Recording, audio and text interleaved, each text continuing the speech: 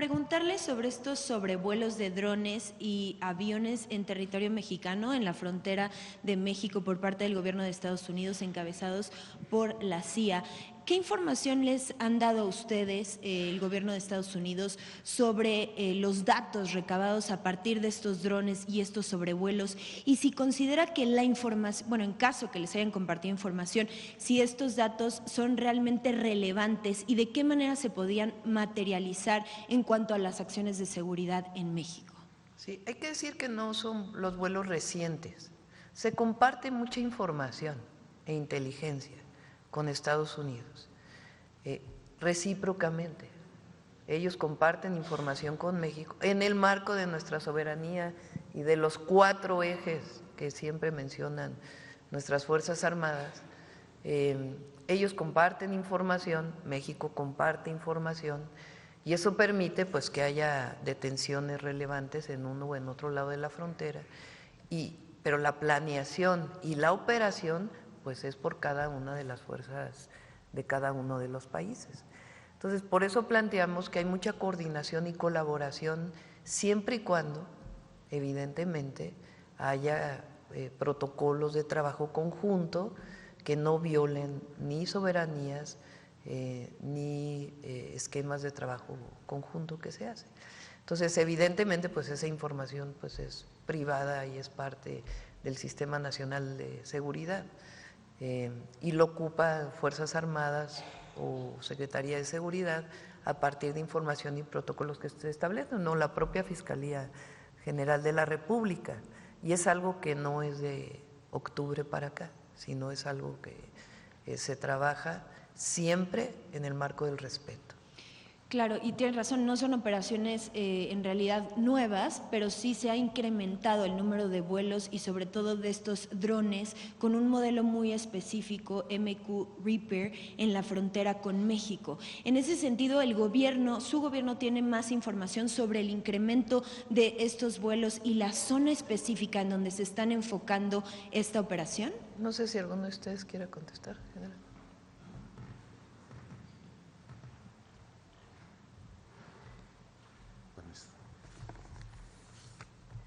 Bien, para manera de encuadramiento, a ver, ¿cómo es que realizamos nosotros las acciones en contra de la delincuencia organizada? Hay 3 fases esenciales, una es la inteligencia, otra es la planeación y otra es precisamente la ejecución de las operaciones. Por lo que se refiere a la inteligencia, pues hay todo un ciclo de la información, algo muy parecido a lo que realizan ustedes los medios, es decir, hay una búsqueda, hay recolección de información bruta hasta ese momento, hay evaluación, interpretación, de ahí salen productos de inteligencia que deberán ser difundidos para poder explotar esos productos de inteligencia. Es decir, durante todo ese proceso hay muchas fuentes de información, nacionales, inclusive internacionales, no nada más con Estados Unidos, también hay relaciones con Europol, con Interpol y también coordinaciones con otros países por lo que se refiere a capacitación y demás. Específicamente a esto de los vuelos, debemos decir que en un primer término no se ha violado la soberanía del espacio aéreo nacional. Como ustedes saben, las autorizaciones para los vuelos comerciales los realiza la FAC, la Agencia Federal de Aviación Civil, y todos los vuelos de tipo militar o de estas características los autoriza la Secretaría de la Defensa Nacional. En ese sentido, cuando se llega a requerir el apoyo de algún sobrevuelo, es por solicitud de nosotros, de las Fuerzas Armadas.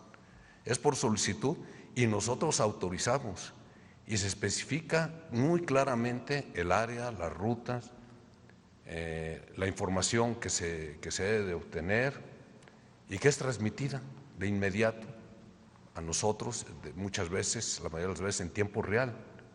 Es decir, hay mucho control sobre ello.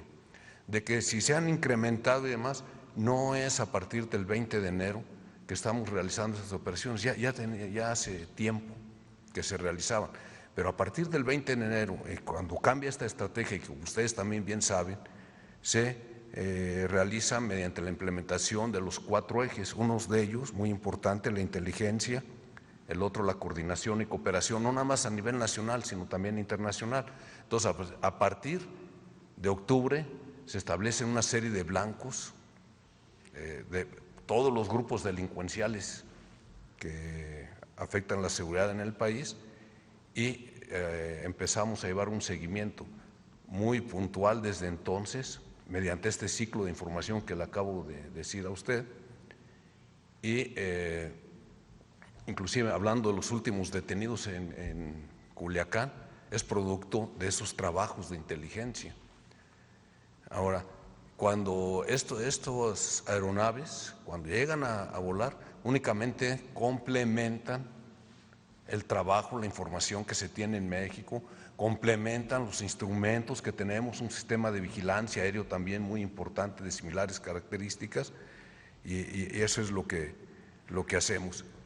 Por lo que se refiere a la parte de la planeación de las operaciones, eso los hace la parte ejecutante, es decir, el Ejército, la Guardia Nacional, la Fuerza Aérea, y muchas veces en coordinación con Marina y por supuesto con la participación también muy importante que se incrementó a partir de octubre del CNI.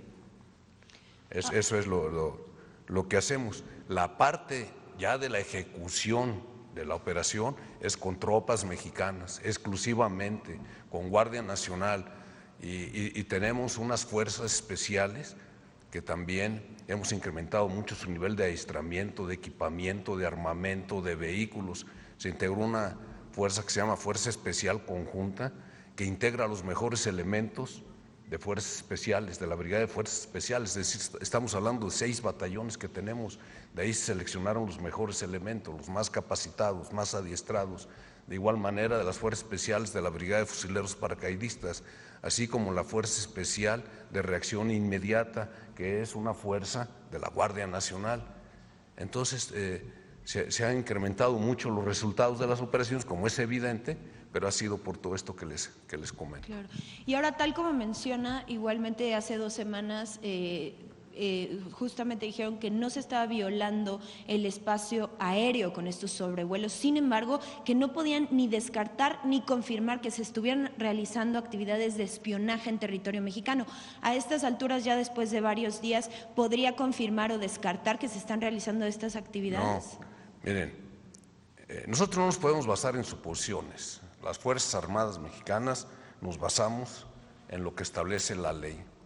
Y la ley manifiesta muy claramente que debemos de hacer todo este tipo de afirmaciones o negaciones basados en hechos, como lo acaba de decir el señor fiscal. Luego entonces, eso es lo que, no es que yo afirme o niegue, los hechos, no hay ningún indicio de que hayan violado el espacio aéreo nacional. Y sobre labores de espionaje, ¿tienen información, hechos contundentes que puedan confirmar o descartar que estén realizando actividades de espionaje? No hay ningún indicio al respecto. Entonces, descarta que haya actividades de espionaje. No hay ningún indicio al respecto. Ok, muchas gracias. Preguntarle sobre estos sobrevuelos de drones y aviones en territorio mexicano, en la frontera de México, por parte del gobierno de Estados Unidos, encabezados por la CIA.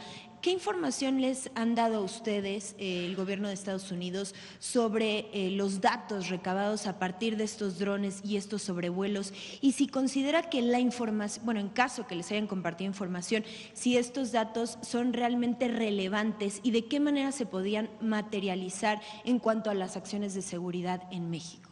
Sí, hay que decir que no son los vuelos recientes.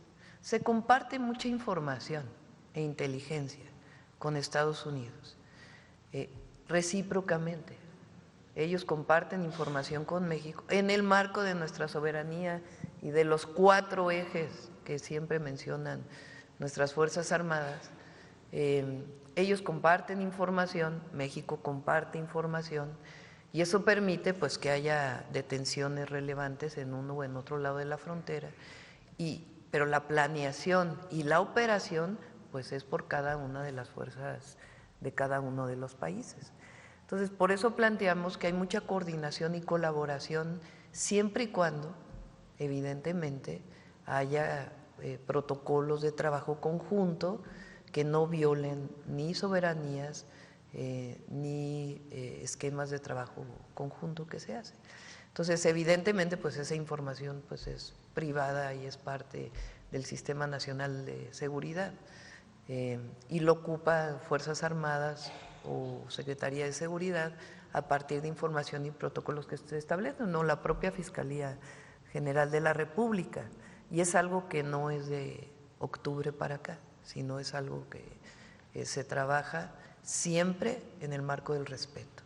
En julio del año pasado, cuando ocurrieron estos hechos, en forma inmediata, el Gobierno de la República y por lo tanto la Fiscalía, iniciamos un procedimiento por una serie de delitos que se cometieron en México. El delito de secuestro, el delito de transporte ilegal de una persona en contra de su voluntad. Todas estas conductas están sancionadas. Pero no solamente iniciamos ese procedimiento del cual ya hemos hablado, sino que hicimos algo que en este momento me llama mucho la atención porque fue público y también lo dimos a conocer. Iniciamos un procedimiento de extradición ante las autoridades norteamericanas para que esta persona que había salido del país en contra de su voluntad, que tiene 3 órdenes de aprehensión vigentes, es obligación del Gobierno de la República iniciar el procedimiento de extradición y es obligación del gobierno requirente darnos respuesta lo más pronto posible a ello. No solamente lo presentamos de inmediato, sino que en diciembre del año pasado el Departamento de Estado de los Estados Unidos reconoció que ya tenía ese requerimiento. Hemos insistido en 4 ocasiones ante la administración anterior del gobierno norteamericano y no hemos tenido respuesta. Es decir, el procedimiento al que se refiere esta persona es un procedimiento que ya se cumplió y se cumplió con amplitud y dentro de los marcos legales que México tiene obligación de establecer, y le quedó al gobierno anterior de los Estados Unidos la respuesta obligada junto con otra serie de requerimientos que hemos estado haciendo en este caso que nos llevaron a eso. No sé si le quedó claro. Un poco, pero hay indicios de que hubiera habido agentes involucrados en territorio mexicano o nos quedamos con esa parte que usted mencionaba hace algunas semanas o cuando inició más bien este proceso de que pudiera haber sido nada más el hijo del Chapo Guzmán. Todos los datos de prueba que tenemos absolutamente clarificados es que en un aeródromo cercano a la ciudad de Culiacán, el hijo del Chapo, un piloto o 2, esto está por verse, y el otro delincuente fueron objeto de una operación que ya se la describía a usted, en la que no hay ninguna otra prueba de ninguna naturaleza. El expediente está abierto como cualquier otro expediente para que se aporten las pruebas en ese sentido, pero a lo que usted se refiere no hay ninguna prueba directa. Ok, muchas gracias. No, de las 4 ocasiones que dice que se ha insistido en esta solicitud, ¿ya alguna fue durante la actual administración de los Estados Unidos?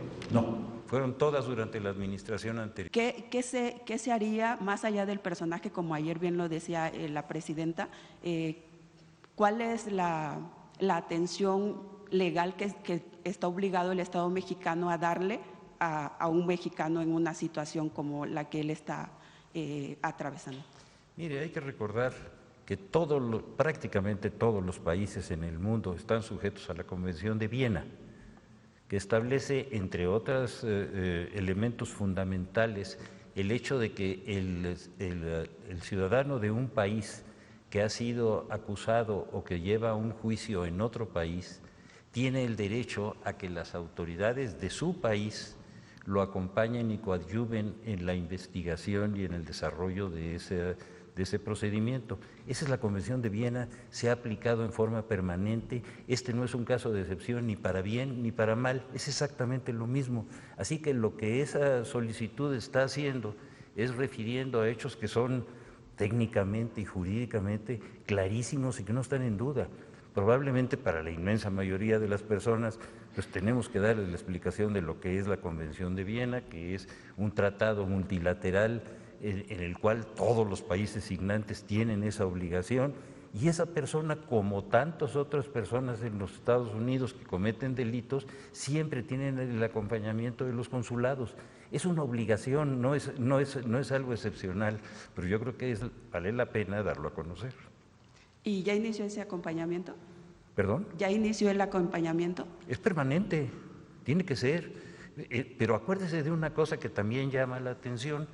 Estos hechos ocurrieron en julio del año pasado, ya vamos para un año, y de acuerdo con la estructura jurídica norteamericana, todavía no tenemos la primera audiencia de fondo.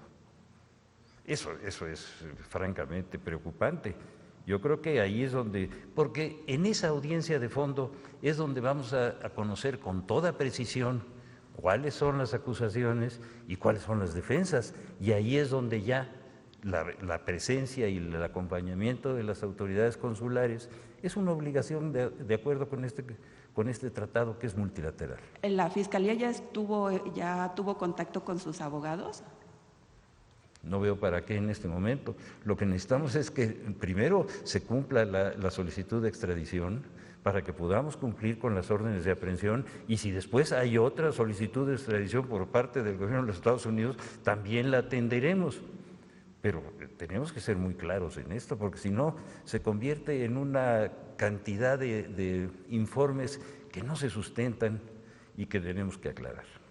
Hay que revisar todo lo que dice el presidente Trump, por eso siempre digo que hay que tener cabeza fría y no tomar las frases aisladas. Evidentemente tiene que cerrarse el acuerdo esta semana, el martes es la fecha de hoy en 8, es justamente la fecha que planteamos que se cierra este periodo de suspensión que se pactó en aquella llamada telefónica, hasta el 4 de marzo. Si uno escucha lo que dice el presidente Trump, sí habla de México y Canadá, pero continúa él hablando, y las últimas declaraciones que ha habido, claro, repito, tenemos que llegar a un acuerdo, pero vale la pena recuperar toda la declaración. Habla de lo que él llama la reciprocidad en los aranceles, en las tarifas. ¿Qué quiere decir eso?